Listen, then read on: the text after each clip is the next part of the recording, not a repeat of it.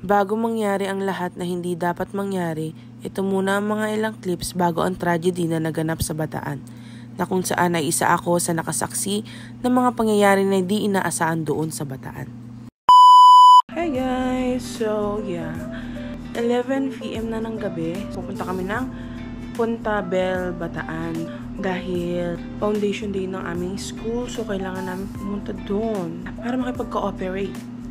Then, meron naman kami sariling sasakyan. Then, punta lang kami dun sa JVD terminal, dun sa may Almar. So, yeah.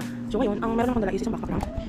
Yeah, so, meron extra shirt, money, and pants, kasi may po. And snacks sa bus. Then, kung nalagyan ng sam, tapos dalawang earbuds, earphones, AirPods, tapos ito, power bank. Then, yun naman, tapos tumbler.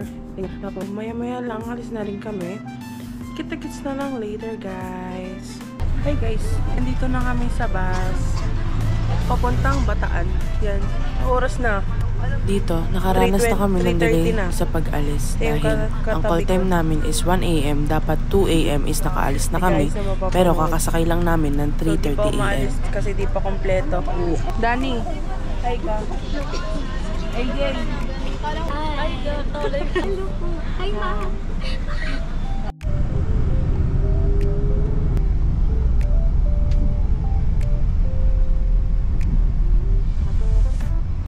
11 AM na niyan, pero still, di pa rin kami nakakababa dahil sa sobrang traffic na dinulot ng napakaraming bus.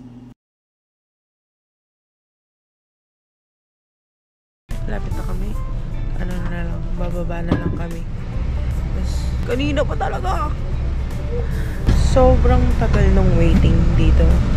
Kasi nga, sa sobrang daming tao, mahigit 10,000 student ata yung nandito. Tapos mahigit 1,000 buses yung mga buses na nga, ano ba? Bus na nandito ngayon sa area kung nasan kami. So kaya, hindi pa kami nakakababa. Hi, Grinch. Hi ka. Yun lang. Mamaya ulit. Update lang, guys. After so many hours, nakarating na kami.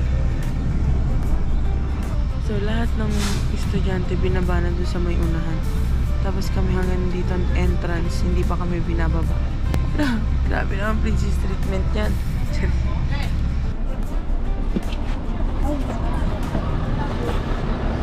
Hi ka sa vlog natin. Hi. Hello. Dito na kami sa nowhere to be found. Super daming tao rito ngayon. Tingnan mo, ang ganda nun, no? Ha? Pagkapasok pa lang namin sa entrance, ito na agad yung mga bumungad sa amin. Isang napakaraming tao na siksikan. Dito pa lang, naghahanap na kami ng pwedeng mapestuhan. Dahil nga sa sobrang dami ng tao, hindi namin alam kung saan. Sobrang init dito, guys. Pari na lang. Papunta Sunday. Dami rin pila, yun o. Ang inong yun. Hindi ko kayo? What if pumalo?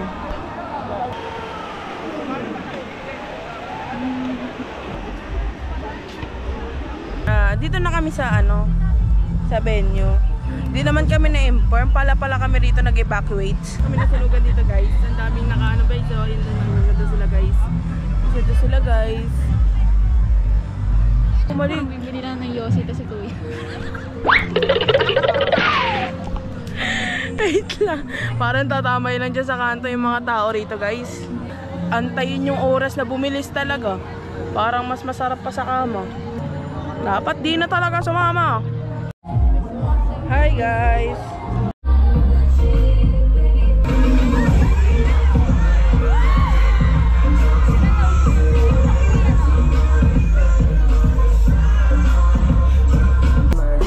Mag-ingay!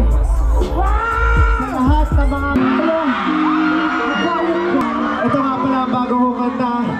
Sa mga oras na to, plano na namin pumunta sa bus para makaupo na kami agad. Pero hindi yun yung nangyari. Sa puntong to, nagpapanik na ang lahat. Dahil nga, may inanunsyo sila na first come, first serve daw.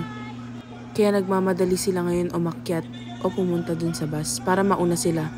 Pero sa kasamaang palad, hindi sila pinapalabas. I mean kami. At inabot na kami ng gabi. Mas minabuti namin magstay muna dito sa Mayfield. Kasi baka mapano kami kapag sinugod pa rin namin yun.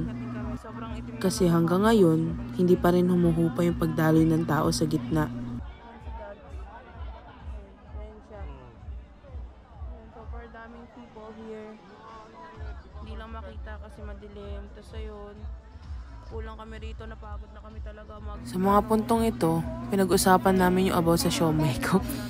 Kasi sinugod namin yung napakaraming tao at nagit-git yung siomai. Nahulog.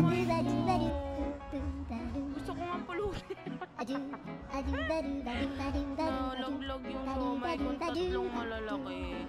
Parang nakakahinayang. Nakita ko pa kung paano siya malaglag. Sobrang daming nahimatay na walan ng malay sa daan. Halos magdadalawang oras kaming naglakad. Uhaw.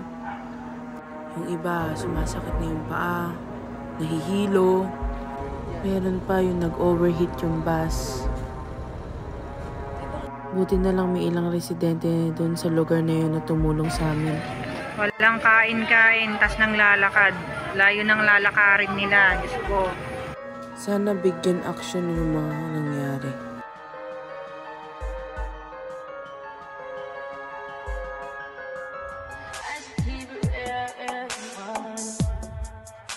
High volume. Am I really that much?